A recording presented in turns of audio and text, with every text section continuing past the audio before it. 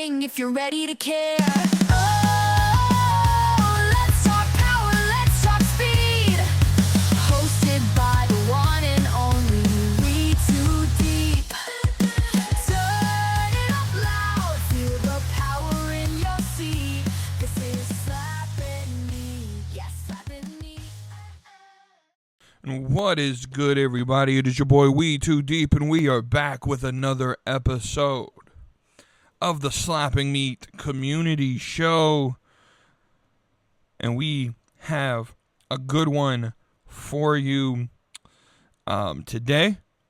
Again, we got some wrestling, some pro football. We got questions from the Discord. Y'all know how it is if you have been here before, if you are an OG and you're just continuing to follow through in listening to this podcast. I appreciate you. If you are brand new here, welcome to what I would consider one of the better podcasts. I'm a little biased. One of the better podcasts out there in this genre that's trying to accomplish, sort of what I'm doing, and bringing communities together consistently.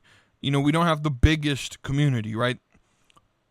But the community we have is strong. It's, it's a friendship, and that's what I look to build. I'm not looking for numbers necessarily. Numbers would be great. 100% would be great.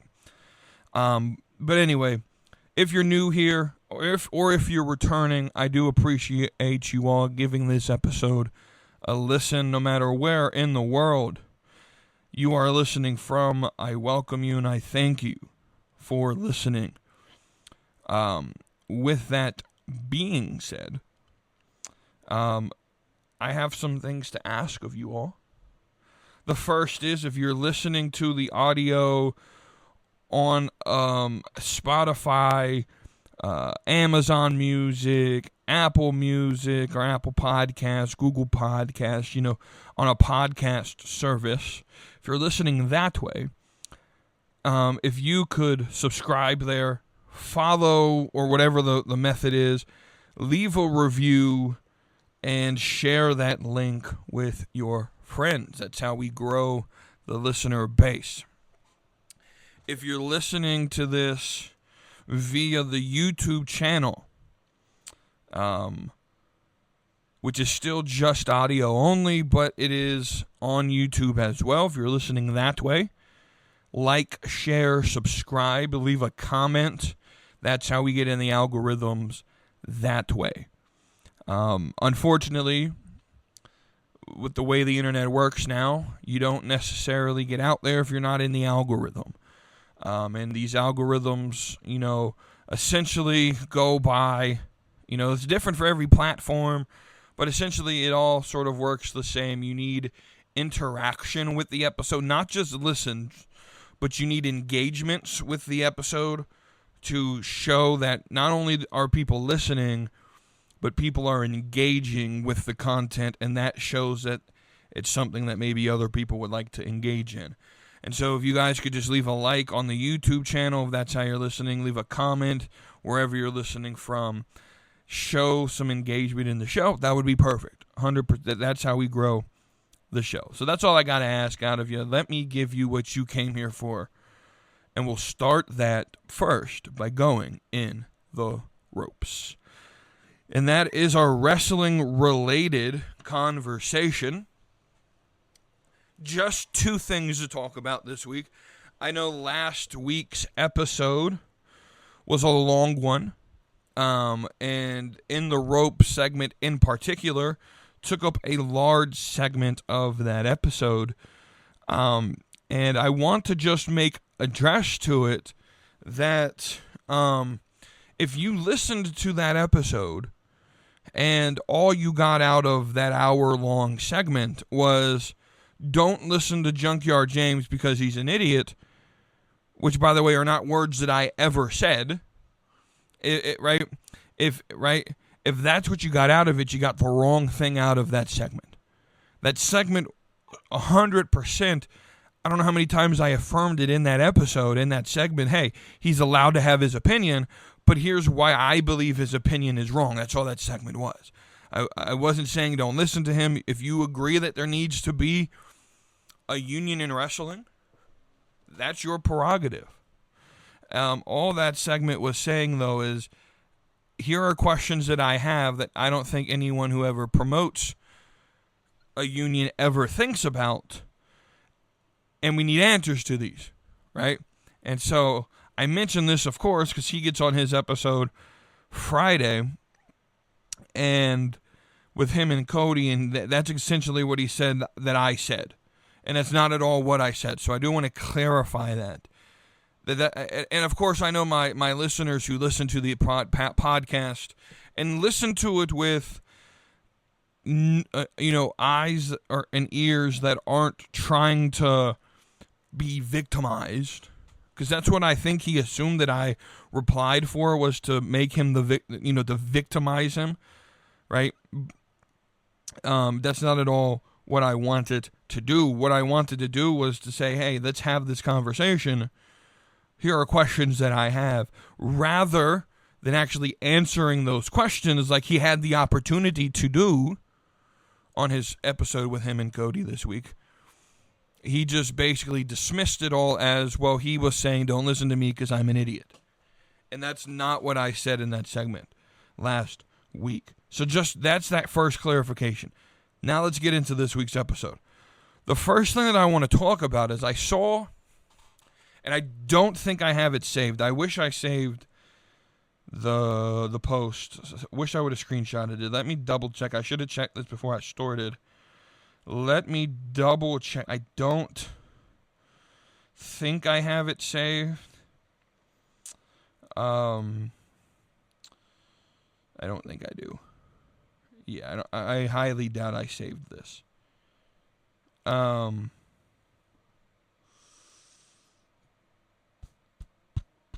Yeah, anyway, so what it is here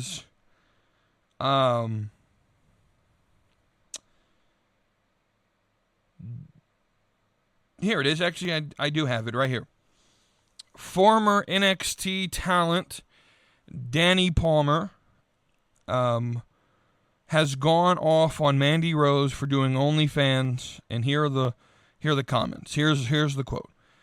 Doing OnlyFans is not women's empowerment. It's sick, twisted, and evil. OnlyFans is marketed as women taking control of their bodies, but when you look closer, it's not empowerment at all. It is a trap. It's slavery. Slavery to attention, to validation, to feeling like you're enough. True freedom doesn't come from selling pieces of yourself to the highest bidders. Our bodies aren't just ours to do whatever we want with. They are a gift from God, and they're meant to honor Him. So to my friend, Mandy Rose, by the way, you know who you are. You have my number. Your decisions to do OnlyFans is not only hurting you, but also hurting men. And so I want to talk about this, not necessarily because I think it's important to the wrestling discussion. Both of these women no longer are actively wrestling, Mandy Rose nor Dani Palmer. I think Dani Palmer either is looking for bookings or is done with wrestling. I don't fully know. I think she's actually, maybe she's injured. I don't know what her situation is. But this is something that for the longest time, and probably 2-3 years now, I have been very anti-OnlyFans, and I've been very anti-OnlyFans on this podcast, right? And for the most part, the response to me being anti-OnlyFans is, well, there's a couple different responses. The first is, well, OnlyFans isn't just for sex work. To which I would reply, of course, absolutely. In fact, it was started to have fans be able to subscribe to bands that are underground, and it started in the UK because their music scene is very different than the American music scene in terms of, in America, if you want to make it in America, you go to, in country music, if you want to make it in country music, right, you go to Nashville, and you play on Broadway in Nashville until you get signed. Eventually, a record executive will walk past you and maybe will like your stuff, right?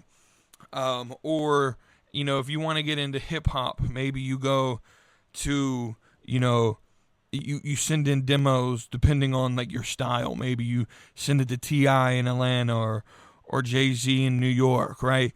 If you want to get into, like, rock and roll or whatever, right, you would go to Hollywood. And you would go to these cities and you would play on the streets, right?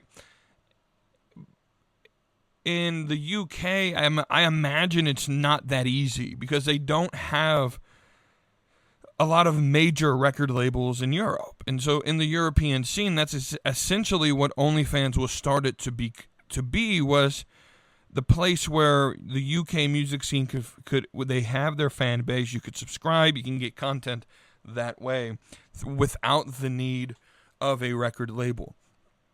What happened, however, is come 2020, OnlyFans, because of their lack of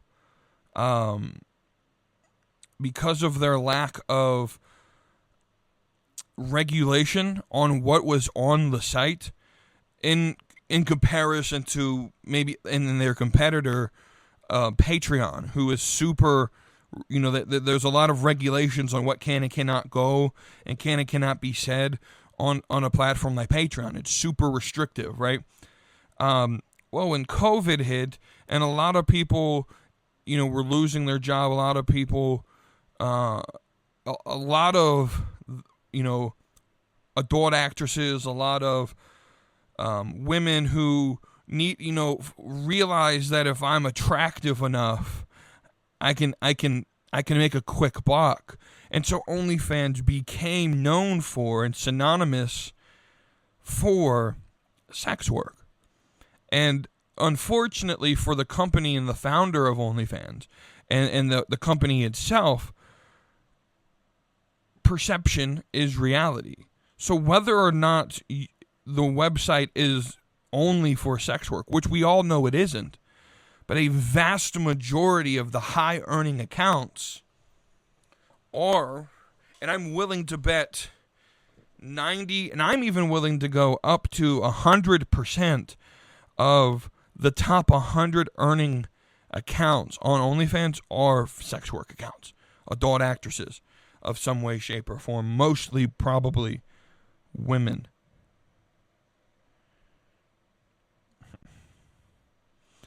And so perception is reality. And so the second response will then become, well, it's okay to be sexy. Why? Like, I'm not hating on sexiness. And guess what? I'm not hating on it either. 100% agree it is okay to be sexy. Within boundaries. Especially if you're someone like Mandy Rose, who is, has a man. I don't know if they're married yet. But, like, you should want your body to only be seen by your significant other. I don't think there's anything glorifying about what these women do. And so for someone like Dani Palmer, because especially in the wrestling business, the response is, because wrestlers, especially female wrestlers, realized, well, COVID's shutting down indie shows. We need a way to make money. And so they started producing content, and none of it was necessarily nudity. And we'll just be clear, a lot of it was not nudity, but a lot of it was just their standard, photo shoots or selling merchandise, or a lot of the big money comes from the private messaging, where like it's pay per message, or you have to pay for the higher tier subscriptions to be able to DM or whatever, right? And even if you're not, you're talking to a robot or whatever, because that's honestly what happens, right? 99% of the time, I'm willing to bet it's either AI who handles it, or I don't think it gets real in depth. Depends on the wrestler, I would assume, right? But so the response was, "You go, girl, get your salary, go get your bag, girl." And Dani Palmer finally is one of the first ones I've seen step out and say, "You're better than this." Because to me, it's not a money thing. Dani Palmer,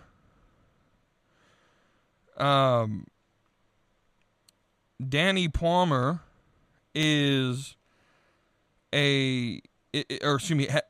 explained it 100% the way that I would have explained it. She took the thoughts in my head and said it. And I think in this industry, when a man says, if I would have come out and said on the podcast, doing OnlyFans is sick, twisted, evil.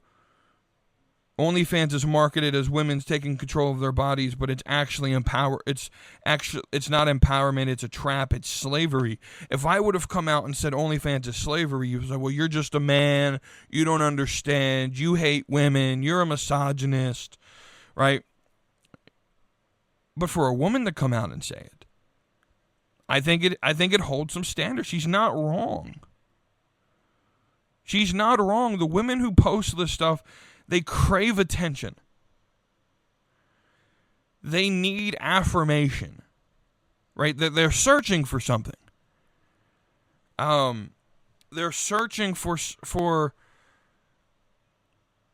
something. I don't believe that they can find through the type of sexual relationships that OnlyFans creates.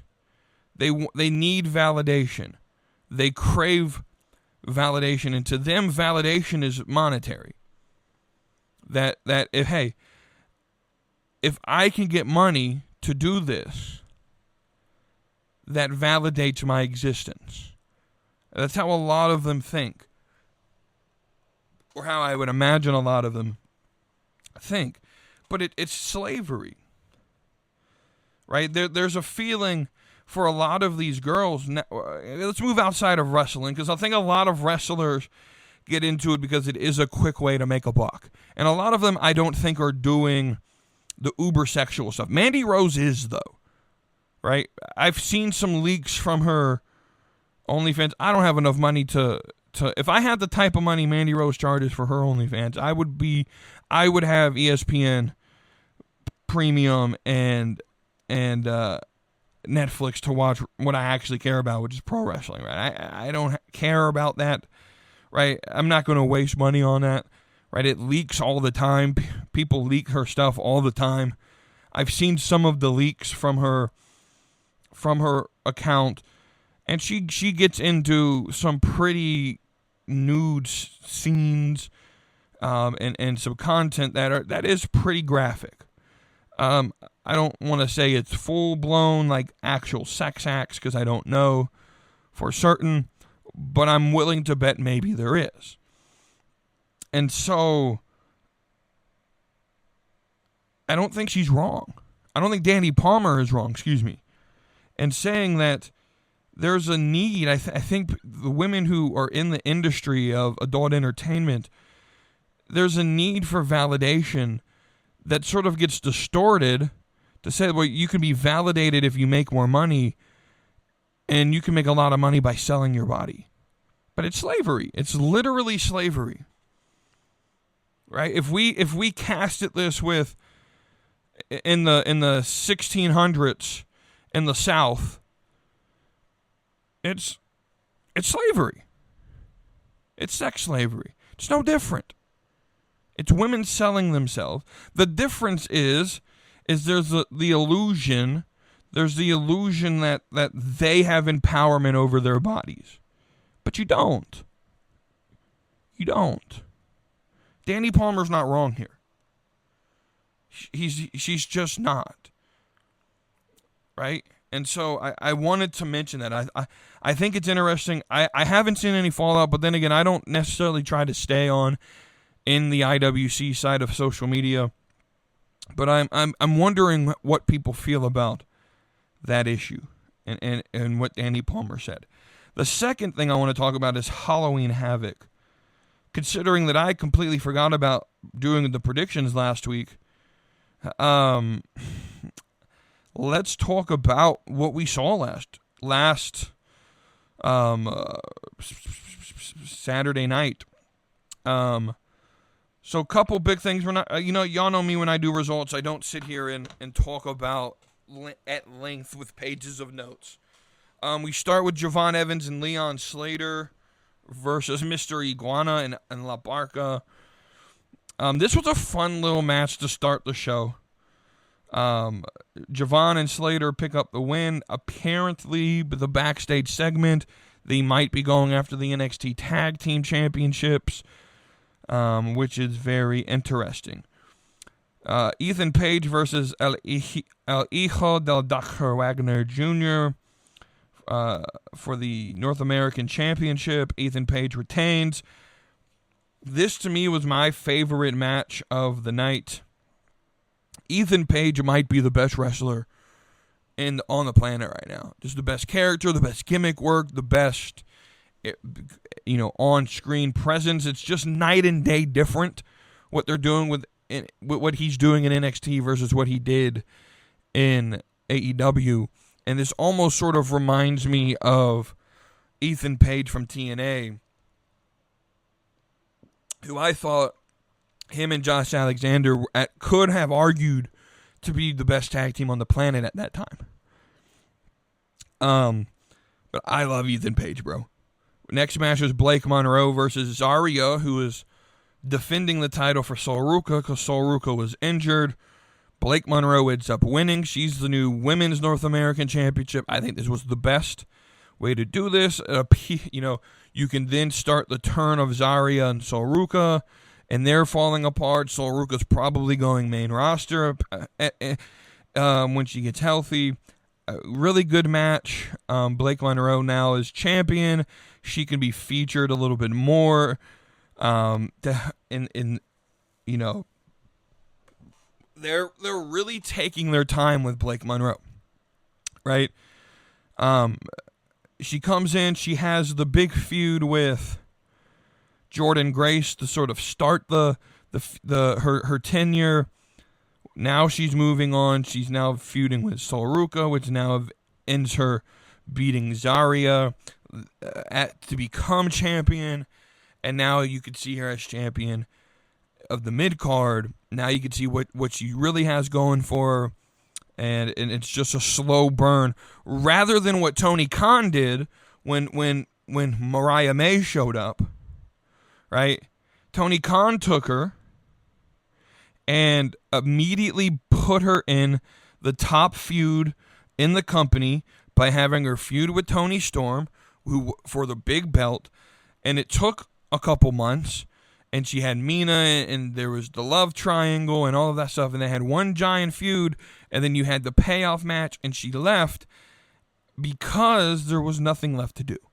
There was nothing left for her to do after winning the title, being in the biggest storyline in the company. There was nothing left for her to do. She had reached the pinnacle because Tony immediately threw her to the top of the mountain. What are they doing with her in NXT? They're slowly building her so that you don't use all the steam to get her to the top, and now there's nothing left for her to do, right? Match 4, Tatum Paxley against JC Jane for the NXT Women's Championship, where Mommy Tatum, the real goth mommy of WWE, Tatum Paxley,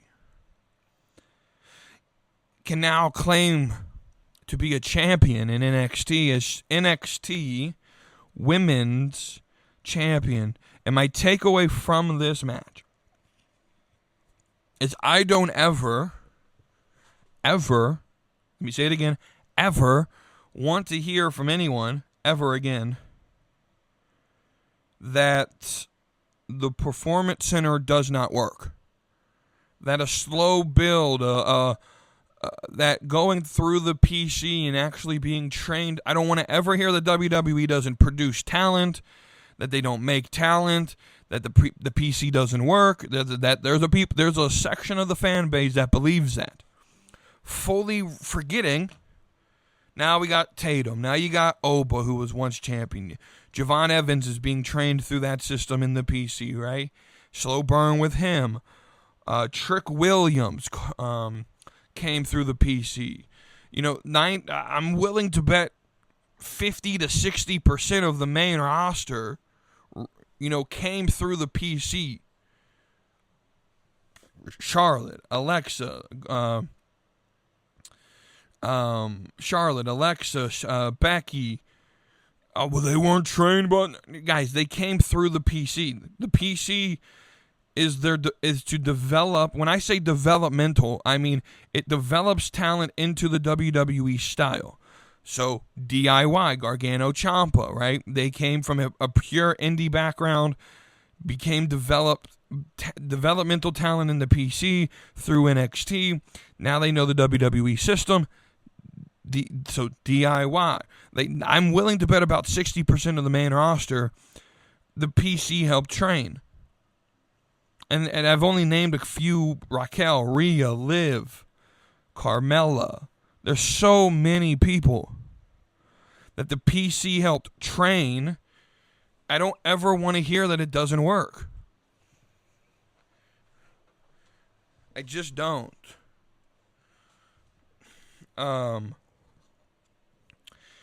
Match 5, Dark State wins back the NXT Tag Team Champions from the Hardys. I misunderstood what this match was. I thought this was going to be on the compound and it was going to be cinematic. I was really looking forward to this match until it started and it wasn't cinematic. This was just essentially an ODQ match. It's a good match, but I was a little disappointed because it was my fault. I misunderstood what it was. And then Ricky Sainz defeats Trick Williams. I'll say this. Really good show. Really good Halloween Havoc. I'll say this. I'm a little bit disappointed we didn't have the next challenger, the cliffhanger.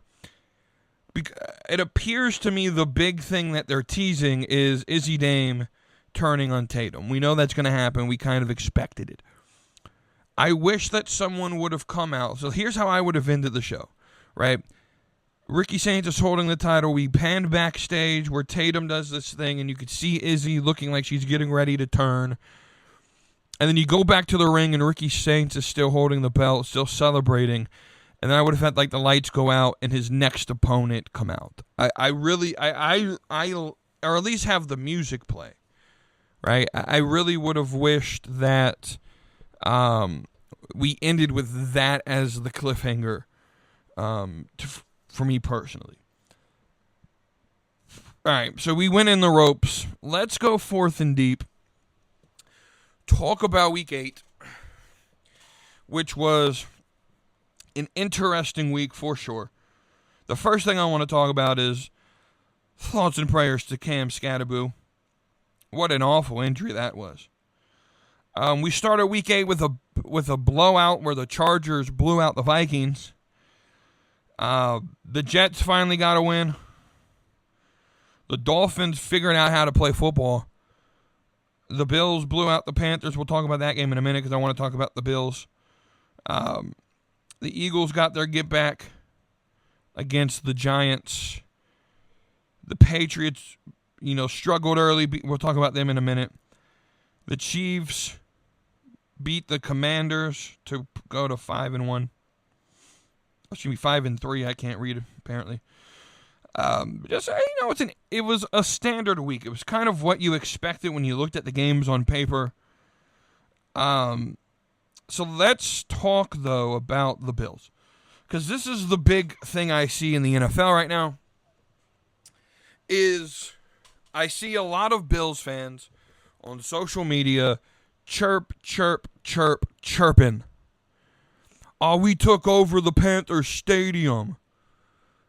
Guys, I need you to understand, as someone who lives in the area of the Carolina Panthers, I need you to understand. Charlotte is probably, I'm willing to guess, in the top 10, if not the top 5, largest growing transplant cities. Where meaning by transplant I mean there's more population of people not born in the city, the native Charlotteans. That there's more people from outside who was not born in Charlotte, not born in North Carolina.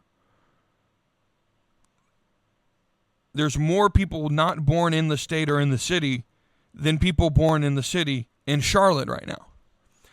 I also need you to understand that for the native Charlotte fans who have been here longer than the franchise, which was, 93, I think was its first year? Something like that. Maybe 90s. So somewhere in the mid to late 90s, right?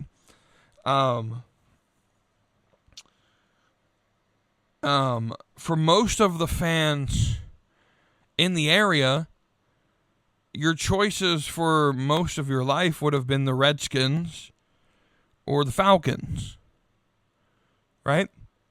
There's not a lot of native Panther fans. There's not a lot of Panther fans. Let's just be honest. The team hasn't done much. In its existence, you've had probably 4 good years in your entire existence. You've been to 2 Super Bowls, which is decent, but you haven't really given the city, a city that's 50 to 60% transplant, and the demographic, they don't necessarily care about football. I'm just going to be honest with you. There's not a lot of talk about football in this city, right? It's not a surprise, right? And a big majority of these transplants are coming from Western New York.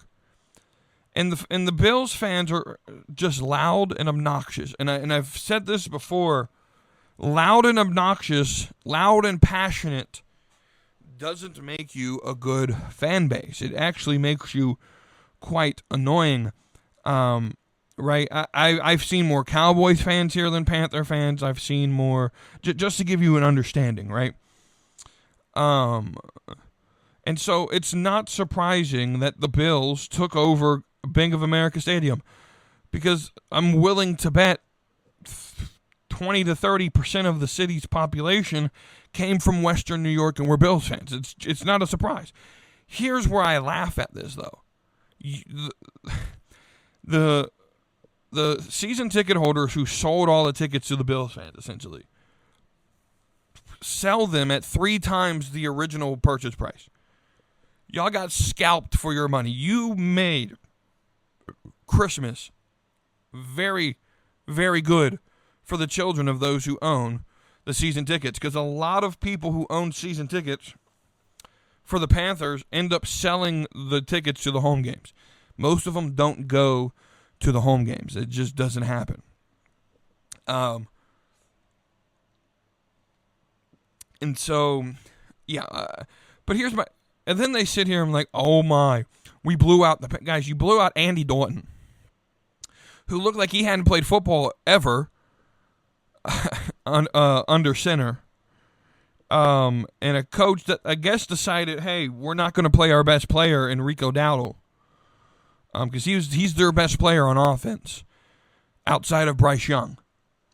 Right? Makes no sense to me. The Bills aren't good. Right? The Bills aren't good. They're just not. Now, on the other hand, let's go to Patriot Corner. Let's take it up to Foxborough for a second. And we struggled. I was really, really concerned with the beginning of this game. I really was. We struggled pretty early in the game. That second half, though, Drake May showed up, bro. Stephon Diggs gets his first touchdown of the season as a Patriot fan. As a Patriot, he gets his first touchdown. TreVeyon Henderson showed out for the first time in the regular season. Mac Hollins was our leading receiver. We struggle with sacks. Myles Garrett had 5 sacks. That's scary. The Patriots had very few. Our leading sack getter was 1. I'm assuming that's probably our only sack. But here's the thing that is absolutely crazy to me. We controlled time of possession 36 minutes, 12 seconds to 23:48. We had 422 total yards compared to their 213. We've cleaned up the penalties a little bit. 7 for 54 is still kind of a lot. We got to do better in the red zone. 2 for 6 is not acceptable to me. But so there's room for improvement for the Patriots. But we're sitting here 6-2, second place in the AFC. Drake May's having an MVP caliber season. And this team is, they have the Falcons, I think, this week. So, yeah, we got the Falcons this week. Then we go to play the Buccaneers next week, which I think could be a trap game that we end up losing. I do. I'll be realistic. We got to go to Tampa. Realistically, we probably won't win that game. All right, but then we got the Jets, the Bengals, the Giants on Monday night, bye week, right? So in the next 4 games, Falcons, Bucks, Jets, Bengals, realistically, that's 3-1. And then you add the Giants, which I think it's a trap game. We're at home. It's Monday night. I think we'll win. So realistically, over the next 5 weeks before the bye week, we could go 5-1. End up 11-3 going into the bye week to end on a 4-game basically season to end the season. The last 4 games being the Bills at home in New England, going to the Ravens, going to the Jets, and then playing at home against the Dolphins. So I realistically think there's only 1 more loss on the schedule. Maybe 2. I've always said Buccaneers or Bills realistically are our 2 losses. Let's say it's 2 losses realistically left in the season. That's 13-4. That's 13-4. I think realistically we could be 13-4.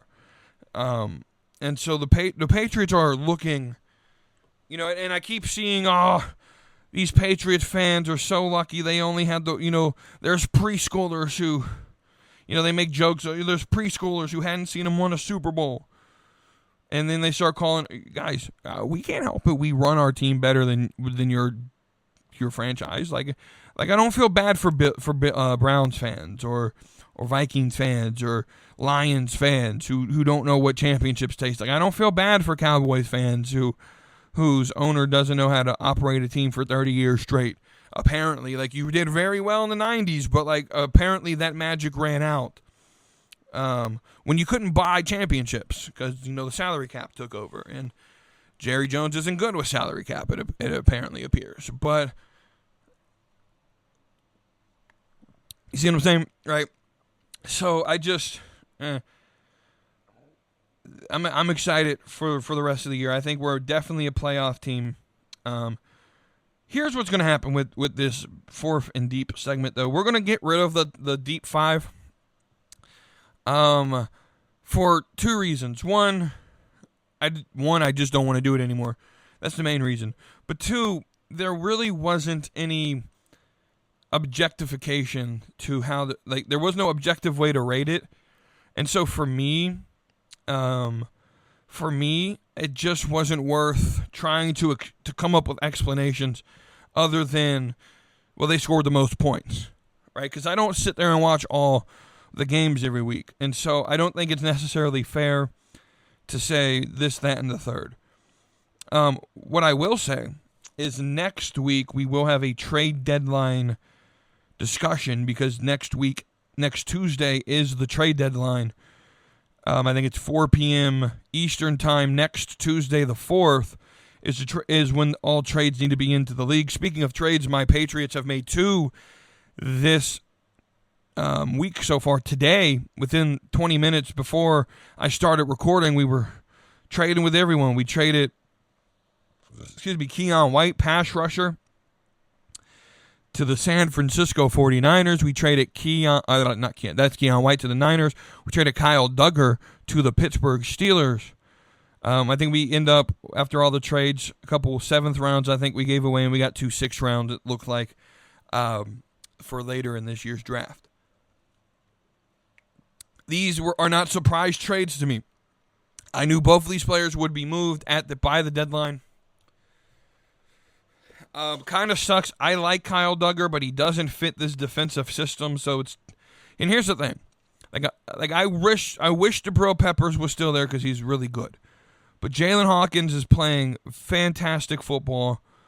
We struggle on the other end with the other safety, and I wish maybe we can go get someone like Jesse Bates to fill in that role. I think Martin Mapu plays there a little bit. Here's the thing. I don't want a lot of moves after these two for the Patriots. I knew these two would happen, and I know a lot of Patriots fans are like, well, we need a Lave, or we need A.J. Brown or a receiver of that caliber, and I actually don't agree. I think the Patriots are in very good shape with their offensive roster right now. We're cooking. Why mess?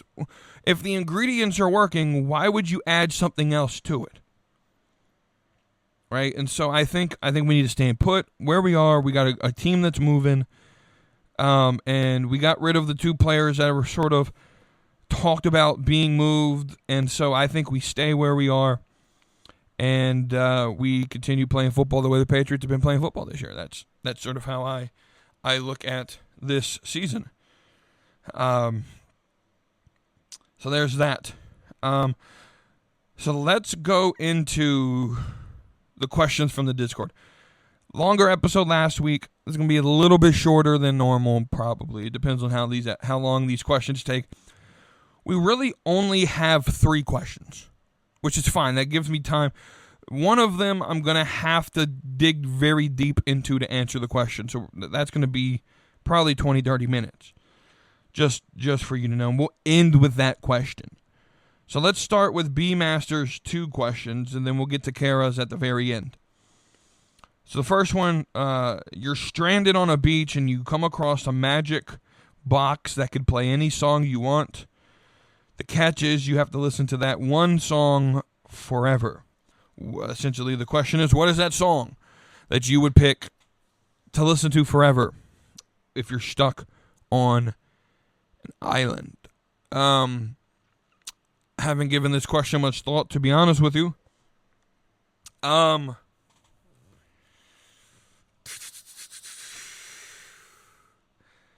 Here's the thing with this question, right? I think if you ask most people who listen to music and are like music junkies, they have that one song, right? That no matter what, they know what it's going to be, right? It's their favorite song. I don't have favorites when it comes to movies or entertainment in that aspect, right? For example, like anytime I mention I'm a wrestling fan, almost always the first question I get from non-wrestling fans, even from wrestling fans, is who's your favorite wrestler? And I don't have one. I have favorites that I cheer for, but I don't have a favorite that's like the go-to answer. Especially since a lot of times when people ask me that, they don't know a lot of the newer wrestlers, right? Because if you were to ask me that question, more than likely it's either Sol Ruca or Stephanie Vaquer. That would be the answer. But if you're not currently watching the product, you're not going to know who those 2 people are. And so I just be like, I don't have a favorite, right? So with music, I'm kind of the same way. I have a favorite artist. I don't have a favorite song of his. His name's Randall King. He's a country artist. I don't have a favorite song. And I'll be honest, probably wouldn't listen to a lot of his music because his music is a little bit more old school, sad, honky-tonk type music. Get you on the dance floor, slow dance type music. And so I probably wouldn't want to listen to that for the rest of my life. I don't actually know if there's a song that I would want to listen to forever. where I wouldn't yeet the magic box into the ocean and tell it to stop playing. But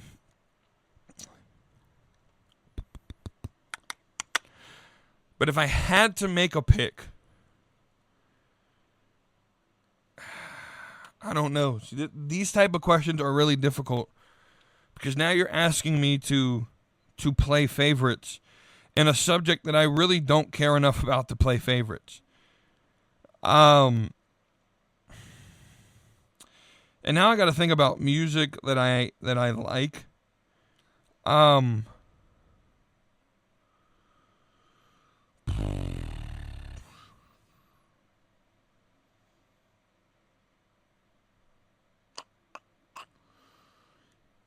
Yeah. I don't know. I really don't know. That's going to be my answer, is I don't know. I don't think I have a song that I would pick in this situation. Like, here's how the situation would play out, right? I'm on this island. I'm stranded on the beach somewhere. I'm assuming it's an island, because if I'm just stranded on, like, Myrtle Beach, like, that's not really being stranded. Like, I could get my way out of Myrtle Beach, just follow the crackheads. But, I'm assuming by stranded on a beach, you mean, like, on an island somewhere. That's what I'm assuming. And if that's the case, and I couldn't, like, escape my way back into civil society, here's how this would play out. I would probably find a place to sit down, and I would sit there until I no longer am breathing. Because that's about as much hope that I would be helpful in that situation. Like, hey, I'm stranded. I guess I'm going to die. Let's make that happen quick as possible, right? That's a joke.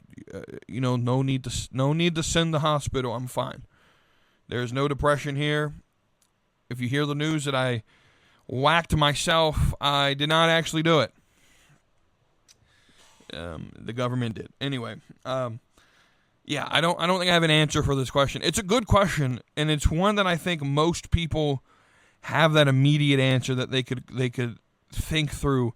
The problem with me is I just don't value music. And when I say it, like I love music, I listen to it all the time, right? But I don't. A lot of people have placed value on music in terms of, well, this is my favorite song, this is my favorite album, this, right? And for me, I listen to music for different reasons than a lot of people. A lot of people,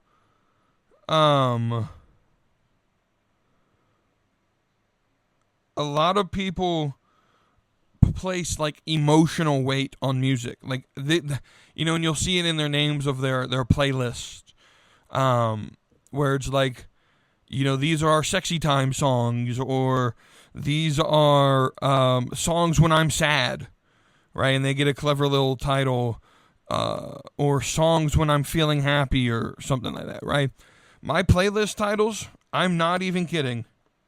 I got like 3 playlists that I have made. I have, quite literally, it's named rap music. That's literally the name. And there's 3 artists that I listen to in the rap genre. You probably have never heard of them. Samson, Tom McDonald, and Dax. And there might be another artist. But it's essentially just all my Tom McDonald put together into one playlist. That way I don't have to, scroll between albums and stuff like that, right? I have 2 country playlists. One literally titled Country, and it's my larger country playlist that has all my country music that I like.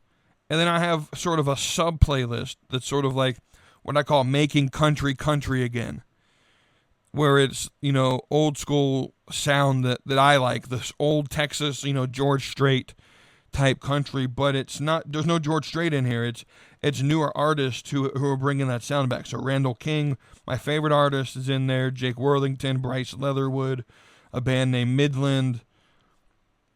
And so, you know what? I just scrolled and I saw this song.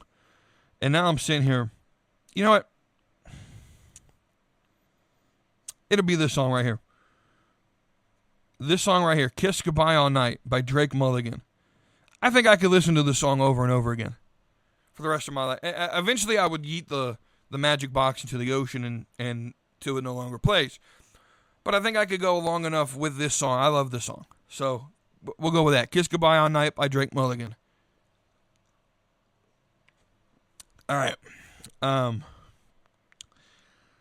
Next question.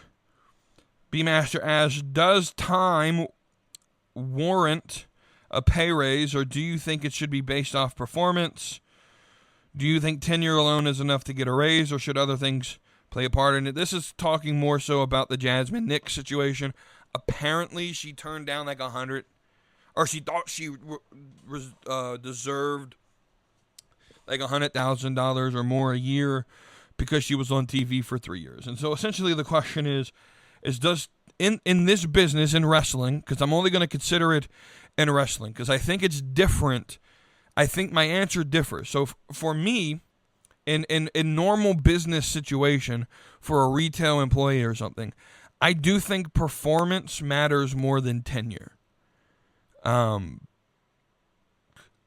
I think tenure matters more in retail than it does, in an industry like wrestling or the arts. Ultimately, how you perform should be the only measurement for raises and promotions. Is how you perform. Companies should want the best person at the top of their company, right? It should 100% be a merit-based job market. Meaning, when I'm hiring for an employee, I want the best employee. I don't care how long. I don't care if you've done 12 years in the industry. If you were 12 years in the industry and performed below industry standards for all 12 years, I don't want you as my employee. I will rather take the guy who's 3 years in but has far out exceeded industry standards in the industry you're in. Right? I definitely, personally, to me, I believe performance is the most important factor when it comes to things like raises and promotions. As someone who has been passed over a lot in my career, whether it's in management and fast food or in my current profession, been passed over when I performed better than the person who performed, but they were promoted because of, they have more experience. Okay, well, how good was their experience? It would be my question. Like, how useful is 30 years experience if you were not necessarily the best manager, if you didn't perform up to industry standards for your whole tenure in that experience, right? Because let's say I work a job and I have 30 years in construction, but every single building that I build has a leak in it and collapses. Within 6 months of me building it, would you hire me to build your house? Probably not. Right? Performance is the most important factor in the job market. Especially when you believe, like I do, that there should be very little regulation on the job market and it should be free. And the only way you should be able to measure, because that's the only way to measure that's fair, right? That's the only way to measure someone fairly is through their performance, especially in pro wrestling. Now, performance in wrestling doesn't mean wins and losses. Performance means we gave you a job, we gave you a role. How well are you doing that role? We told you to be the bad guy who make the crowd hates, but you don't have any heat, and you're not necessarily the best in the ring. And this newbie who's only been wrestling for 3 months, well, she can go out there, and I'm just giving a false example. I'm making this up, right? So let's say I've been in the business for 12 years, but I can't draw shit.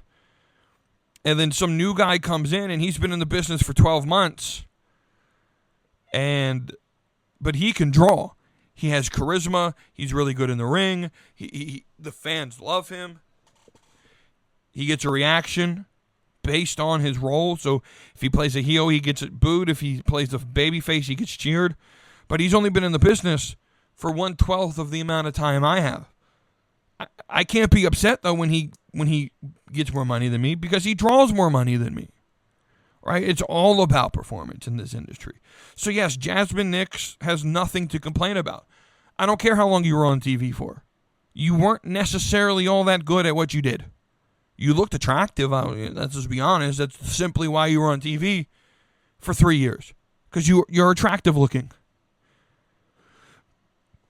But you really added nothing to the product. You could easily throw in Lainey Reed like they did, and she looks just as good as you did. Right? So I would say performance is the better standard. Now, tenure is important. You want to, if there's a person who's been in the industry for 20 years and he's trying to work his way up and he performs to industry standard, no one's expecting you to, outperform everyone. There are some people who are just better. I think when it comes to something like raises, sure, tenure should have a small role in it. Hey, you've been loyal to our company for X amount of time. Well, right, but I think where that becomes dangerous is, I've been here for 30 years. I deserve a raise. Okay, well you've added zero value to our company.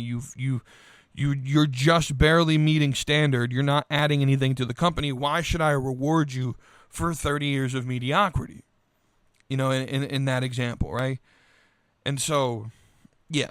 I mean, tenure definitely has a role. Performance is way more of an important role to me. If I was a business owner, right? If I was a business owner and Kara and B-Master both worked for me and Kara was the better employee, right? Kara's getting the bigger raise because she adds more, right? That's just how I would work. And it has nothing to do with favoritism. It would solely be based on performance, and everyone would know, hey, performance reviews are strictly that, performance-based. How you perform, how much value you add to my business. And that is strictly how I would give your raises. That's the only way you can do it. That's the only way that's fair, in my opinion. And then the last question that we're going to get to here. With this week being Halloween week, Halloween is on Friday. Kara, now she wrote an essay when she gave this question, which is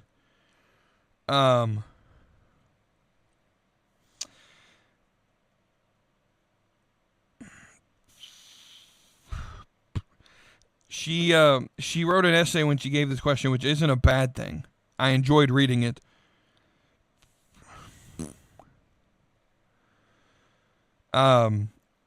Sorry, I'm replying to some New England Patriots hate in the Discord. That's not allowed.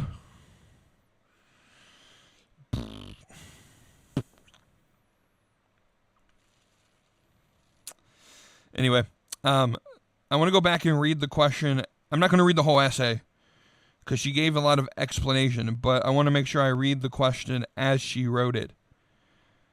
Okay, this will be one question for WETOODEEP this week. Following the Halloween theme, there's 3 types of Christians during this type of year: the pro-Halloween, the neutral Halloween, the anti-Halloween. The question for you is, where do you lie, WETOODEEP, when it comes to Halloween? And what have you been taught about it? And then she gives explanations for the different views on. And she actually gave a very good explanation of each of the different camps. I would just label them a little bit. I wouldn't label them pro-Halloween, anti-Halloween, neutral Halloween. I would say rather that there are three groups still. You have those that believe you can receive Halloween. Those would be the pro-Halloween people who say that you can receive Halloween. That there are the neutral ones, I would say, are those that you can redeem Halloween. That means turn it from what they would claim are pagan roots and redeem it. And then you would have those that the anti-Halloweeners, which is, y'all gonna clip that. Kara's gonna clip that. I know my fan base. Welcome to Slap a Meat, where we talk about Halloweeners.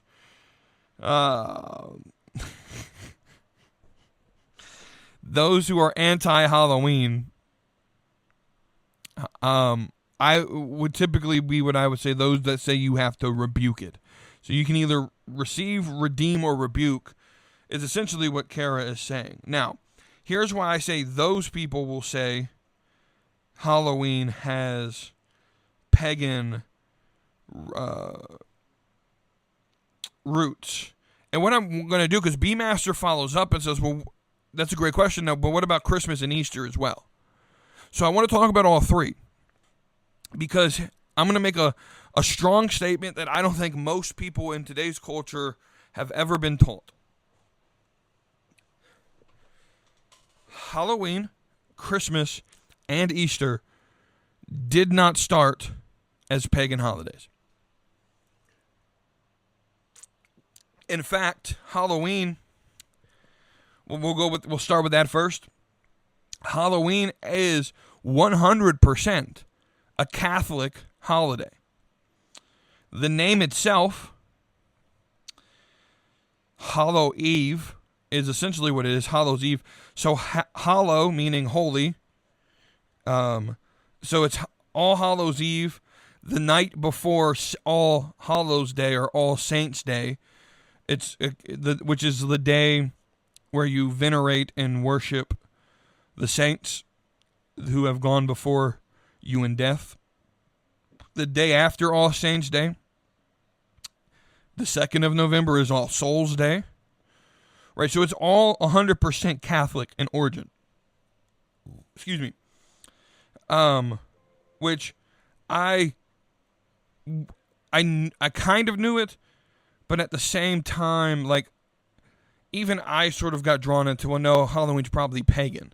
I kind of bought that lie. There's a lie, and I'm going to tell you where that lie came from here in a second. But the name Halloween actually comes from hallow, which means one who is holy or a saint, right? So, hallowed be thy name, right? In the Lord's Prayer, our Father who art in heaven, hallowed be thy name, right? And then the Scottish way of saying eve or evening is een. So it's Halloween, right? And so that's where we get Halloween from. It's the evening before All Hallows Day. So All Saints Day was formally instituted in 609 AD when he consecrated the Pantheon in Rome to Saint Mary and all the martyrs, essentially Christianizing that pagan temple, right?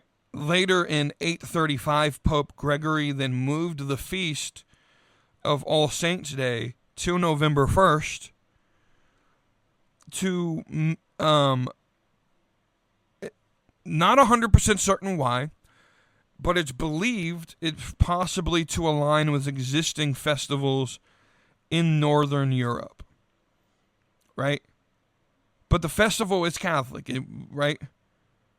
And so if All Saints Day is November 1st, that means All Hallows Eve or Halloween is October 31st, right? So where does the concept of something like, I mentioned All Souls Day because the concept of trick-or-treating actually comes from All Souls Day. While All Saints Day, November 1st, celebrated those already in heaven. Again, we're talking about Catholics here, so I'll push this out here.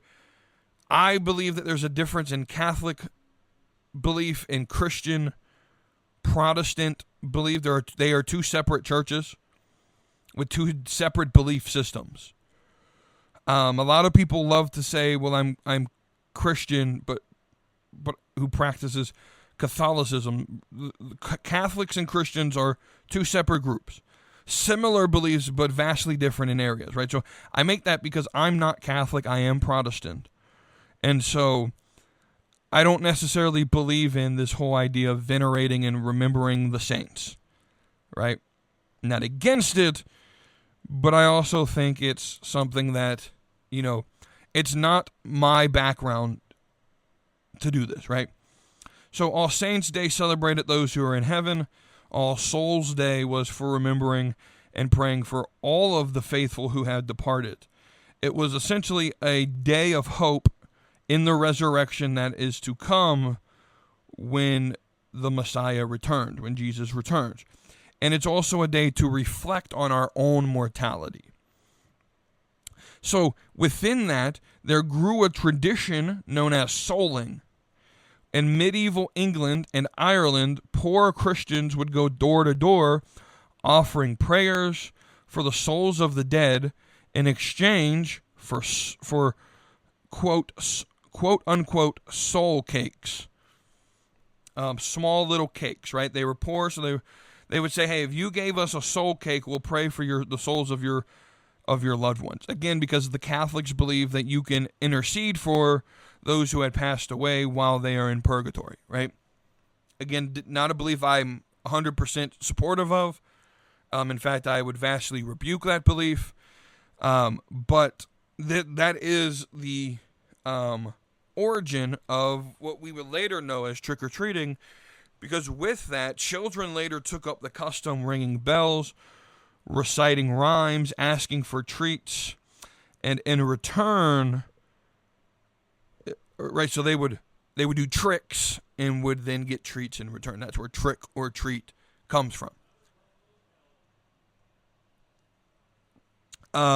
So then the question then becomes, well, what about the Celts, the Celtics, the Celtics? What about Samhain? I don't know how to pronounce it correctly in Gaelic. Samhain. I don't know how to pronounce it, but it's the notion. So there's a notion that Christians took Samhain and Christianized it or baptized it from a pagan holiday to a Christian holiday, and that is not at all true. Here are some things we know about this. The Celtic people, the Druids, which were sort of their prophets, they didn't write anything down. For the most part, everything was oral tradition for the Celts. And so we actually don't know how they celebrated Samhain, or Samhain, I don't know how to pronounce it. We're just going to say Samhain because that's how it's spelled, and if it's wrong, it's wrong.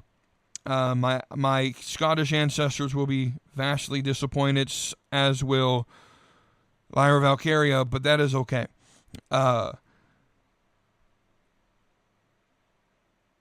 Here is sort of the nuance in this idea here. The Celtic Samhain, we don't really know how they celebrate it. A lot of it is fan fiction at this point because there isn't much written down. But what we do know is the church did not adopt the religion or the practice of Samhain. They replaced it. They replaced it with Halloween. They switched the focus from worshiping pagan idols to focusing on the saints and eternal life. Right? And so there was a focus rather from death to resurrection. Hope, right? So again, just because the two holidays sit on the same day doesn't mean that, the Christians just took a holiday and baptized it to Christian. No. Right? But so then we get historically to the Protestant Reformation. So Kara asked him the question, what have I been taught about Halloween? So personally, for me, I don't necessarily care about the holiday. again, I'm not Catholic, so I don't celebrate All Hallows Eve. I don't celebrate Saints Day. I don't celebrate All Souls Day. So, right, but what happened, Martin Luther, who nailed the 95 Theses to the church door in Wittenberg, he actually chose Halloween 1517, so October 31st, 1517, on purpose, because it was a major feast day and there would be a lot of people coming to church. And he wanted to make a major sound when he did this. Right? And so that gave birth, October 31st, 1517, as the Protestant Reformation sort of grew and took shape later down the line. That was the birthday of the Protestant denominations, the Protestant Reformation, which is what I celebrate on October 31st. It's Reformation Day. And there's not a lot of actual celebration done. It's just, I'm not going to say Happy Halloween. I'm going to say Happy Reformation Day to the people that I talk to, right?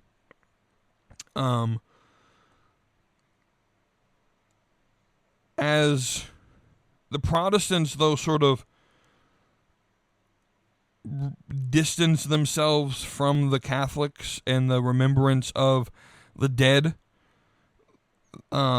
which is what Halloween and all of that represented, was praying and remembering the dead. The immigrants from Ireland and Scotland, they brought some of the folk customs to America. So pumpkins actually have American origin. They didn't start in Scotland or Ireland. They actually used turnips in Scotland or Ireland, and pumpkins replaced them when they came here.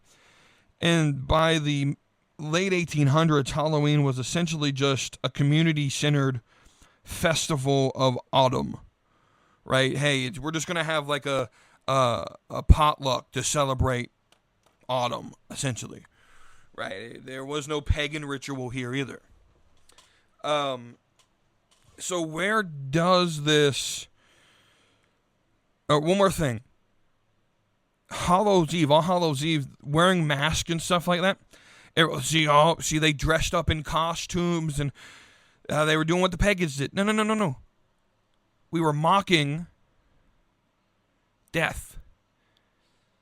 That it's the tradition that would happen when in war, really, throughout ancient times, was you would come back victorious from a war, and you would sort of celebrate by dressing up as the people you defeated, and sort of mocking them. And so Christians would in the medieval times, they would dress up as skeletons or demons. This is actually where the current caricature that's popular of what Satan looks like as the red goat-like figure with the tail and the scepter, right? That's where this comes from. But it was 100% to say, to mock death and darkness and demons. It was 100%. I tell you, I believe in a ministry of mocking, right? I support this, right? Essentially, it was a night that reminded believers of their own mortality and the reality of the spiritual world, and that there was eternal hope in Christ, right? So, why is there now a secular swing and shift back towards, honestly, paganism? And so this is where I think it gets nuanced, in my view, on Halloween. The question is, should we celebrate? And my question is, well, what are you celebrating? Are you dressing up, walking around your neighborhood, getting candy, and you're dressed up as like a cowboy or something like that? I ain't got no problem with that. I really don't. I have no issue at all with that. Halloween's actually one of the very few holy days on the calendar that is still communal, where you can, like, how many of you know your next door neighbor, right? Halloween still gives you that opportunity to interact with the community. And so as a Christian, I'm all for that, because I think that I think good conversations can happen because of that.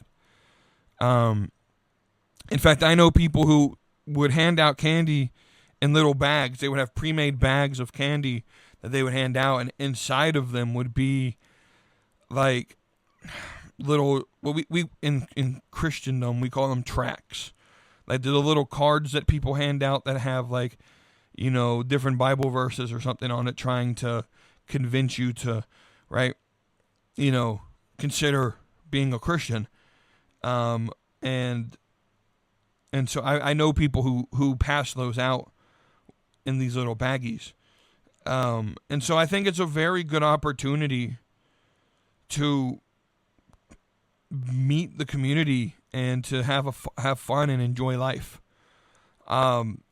However, if by celebrate you mean participate in witchcraft or,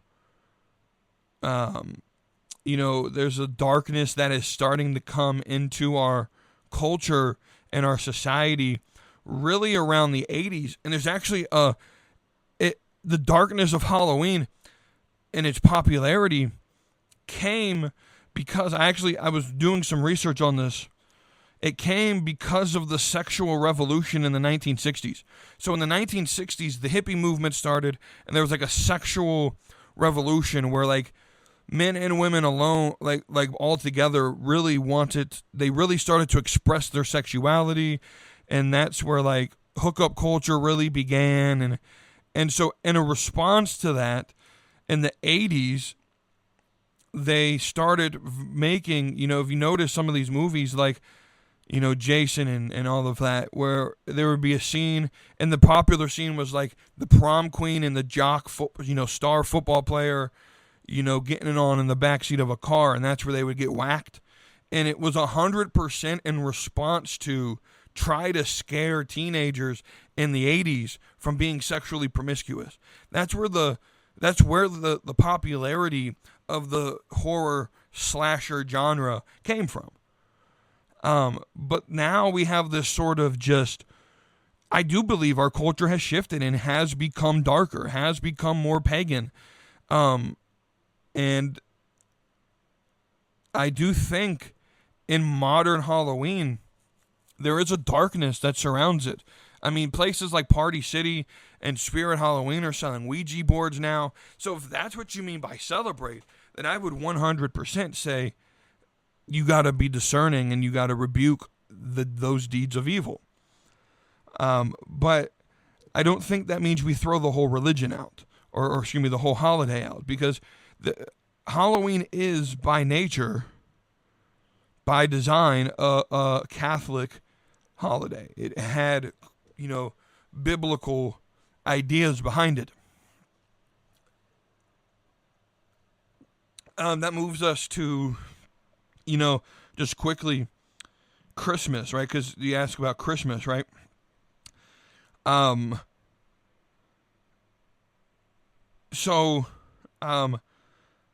Christmas actually wasn't celebrated. The birth of Jesus wasn't celebrated until the 4th century. Mainly because the early church was really focused on the event that most of them either saw or knew someone who saw, which was the resurrection. And so the apostles preached a risen Christ, not a baby in a manger. But as the church grew, so did its desire to honor the what is known as the Immaculate Conception, or the Incarnation, the coming of God. Incarnation being God becoming man. And so in the 4th century, Christians marked December 25th as the feast of the birth of Christ. And so there's a lot of people, if you watch the movie like Zeitgeist, or any atheist who talks on this topic, they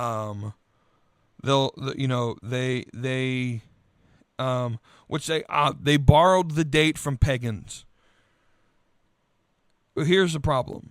Jesus, we know, and most Christians will tell you this if they're smart, and understand history, Jesus wasn't born on December 25th. It was just chosen as the feast day, and we're going to tell you why.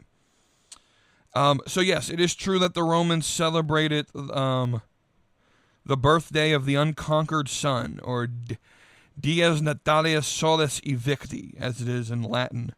Was celebrated on December 25th.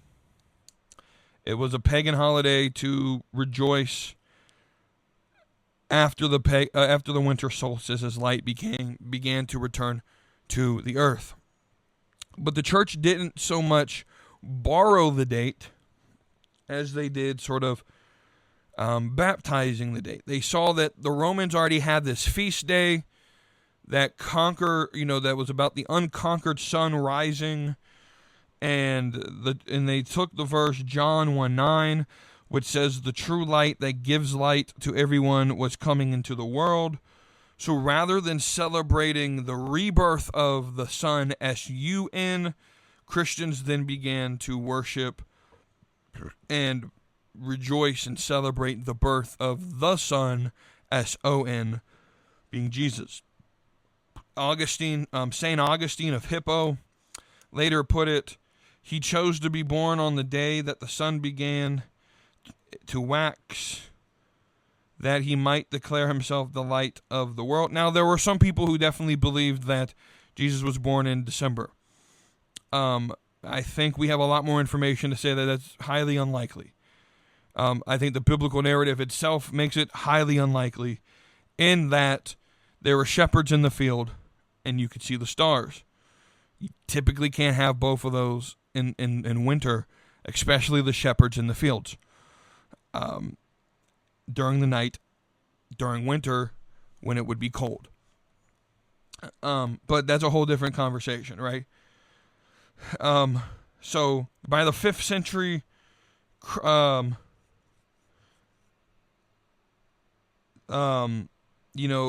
essentially, Christmas was Christian, right? It was part of the Christian tradition. Through medieval Europe, there was, rich symbolism like the evergreen trees, Christmas trees, candles for being the divine light, gift giving. The idea of giving gifts on Christmas came from the Christian belief of the Magi who came to visit Christ and gave him gifts, and then ultimately to represent the greatest gift ever given, which is God giving his own Son. The Christmas tree has some pre-Christian roots, but Christians changed the symbol to represent the tree of life, and symbolized the cross, where the light of salvation would one day shine. Again, we get to the Protestant Reformation, where I'll be honest, the reformers, the people that I sort of look up to in my Christian belief, they were divided. So Martin Luther said, sure, keep it, celebrate it. Whereas the Puritans said, they banned it. They called it popish, too riotous, and that the parties were too rowdy. You got to understand the Puritans, though. Right? Yet, even in its most secular forms, Christmas never lost the central heartbeat, which is that God came to earth to be with man. Or the Word became flesh and dwelt among us. And so, again, Christmas is not pagan. Halloween is not pagan in nature. And then we can get to Easter, where Christmas sort of starts the season in prelude, and Easter is sort of the crescendo, the day the church shouts its defiance against death. And then we could say Halloween sort of ends it, where we mock it. Easter is the oldest Christian religion feast, predating Christmas by centuries.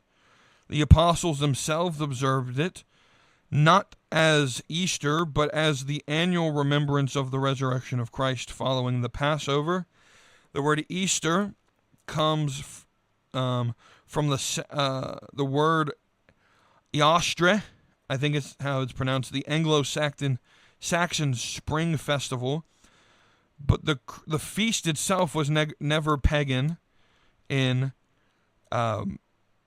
language, in origin. In most languages, it's actually called Pascha, from the Hebrew Pesach, meaning Passover, because Jesus' death fulfilled the Exodus story, right? And so Easter is literally the celebration of Passover. So the early church didn't think of Easter as a one-day event. It was a season, which is where Good Friday came from, Holy Saturday, Easter Sunday, right? So Good Friday was the crucifixion, Holy Saturday was the silence in the tomb, Sabbath rest, right? And then on Sunday was the resurrection. So it was a season of days, right? And that's why Christians typically celebrate the Easter season. By the 2nd century, most churches were already holding feasts tied to the Jewish calendar. There were disagreements about whether to celebrate it on the day of Passover every year or on the nearest Sunday, but all agree it was essential to the Christian faith. In fact, I would also argue with them that the resurrection is the single event in which the entire religion is cruxed upon. Here's why. If you can disprove the resurrection of Jesus, that, right, the rest of the religion means absolutely nothing. It all is cruxed upon the fact that this guy died, was buried, claimed to be God, rose himself, raised from the dead, right? If you can disprove that, you disprove the entire religion, right? And so what about the symbolism, right? Easter bunny, the eggs, right? Drawn from many European folk traditions celebrating spring and new life. Again, it wasn't that the church created, but more so reinterpreted. The symbols. So what began as seasonal folklore got folded into the celebration and joy of celebrating the resurrection. A kind of visual sermon that life burst forth where death once ruled. Unlike Christmas, Easter survived universally through the Reformation. The three big leaders of the Reformation, John Calvin, Martin Luther, and I don't know Zwingli's first name, is not coming to my brain at the top, but Zwingli, they all held it as central, though the Reformed tradition prefers simplicity over spectacle, right? Many Puritans have, they stripped away the pageantry, but again, the central truth of Easter is that Christ is risen in the resurrection, right? John Calvin actually wrote, "The whole of our faith is tied to the resurrection of Christ," right? All of these, why do we view all of these, and I wanted to save this to the end, why do we view all of these as pagan holidays? Well, one, the church has sort of stepped back and given the culture away to the pagans. And so whoever has controls the narrative. And I don't think Satan wants to be mocked. And so if he can convince you to believe that Halloween is not the day that Christians mock his defeat, then I think he's all for it. I also think it shows how just deeply depraved the human heart is. We desire, like, the fact that horror movies and slasher movies are uber popular just never makes sense to me. I hate that genre. It's my least favorite genre of movie. I absolutely despise it. I find like thrillers and gasher, what they call slasher films, I find those to be absolutely gross depictions of I don't find it entertaining at all. But I think there's also sort of as people are. So here's what I've noticed, right? Philosophically, you have three choices, right? You are a nihilist or an atheist, same thing, right? You're a nihilist. B, you're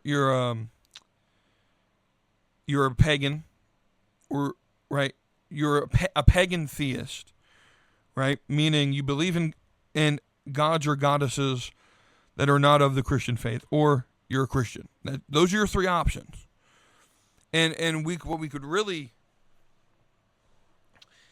label it down to, why I believe paganism or New Ageism is sort of soaring and really becoming popular, is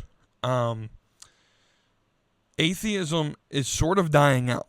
A lot of people, especially in the younger generations, are recognizing that the fruits of atheism is very hopeless. You know, I talked about in several episodes, the last two I think, the worldview of you're either a deist or an atheist, or a theist or an atheist. And the atheist worldview literally is a worldview that says you came from nothing, you are nothing, and you will always be nothing, and you have no purpose.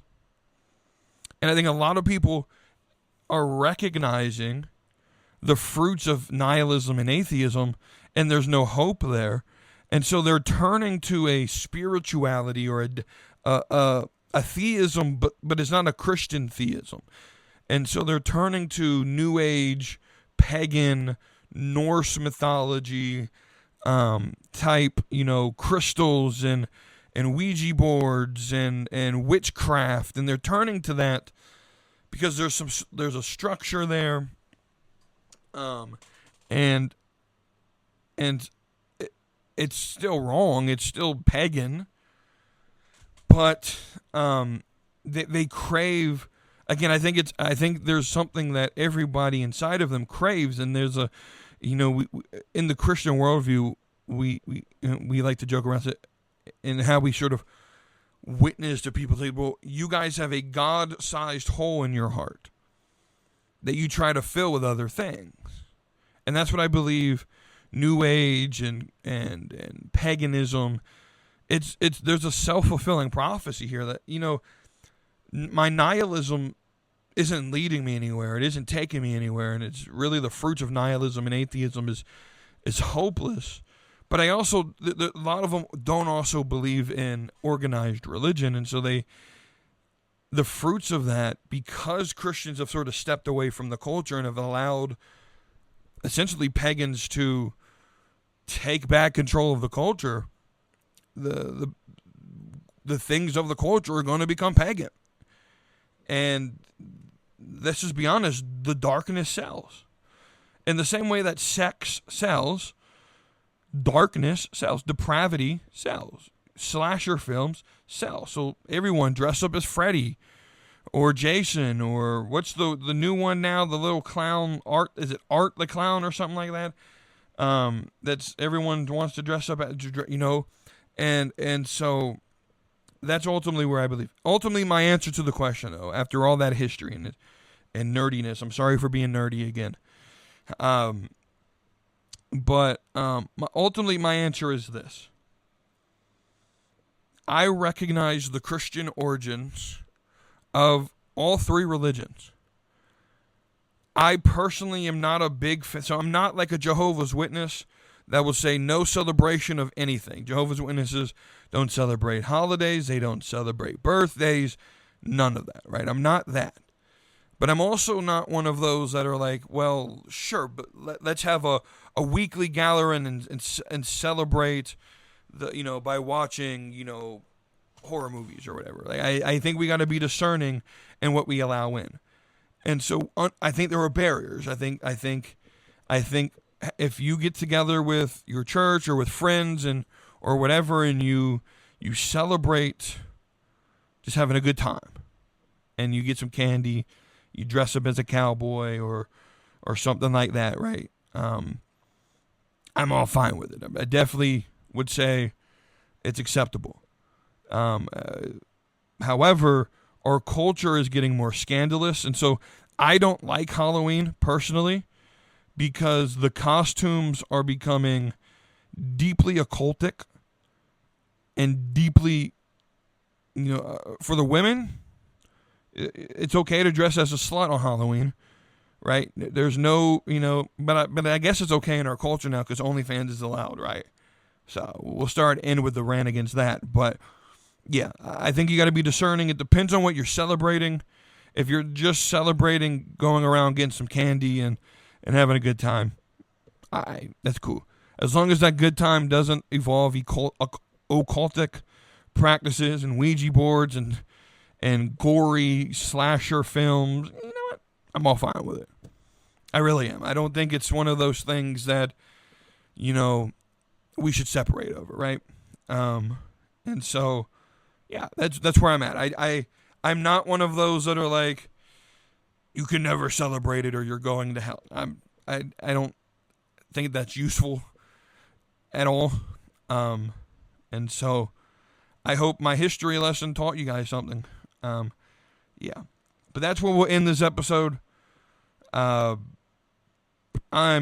WETOODEEP. Thank you all for listening, and until next time, I will see you on the next episode of the Slapping Meat Community Show. So hit that subscribe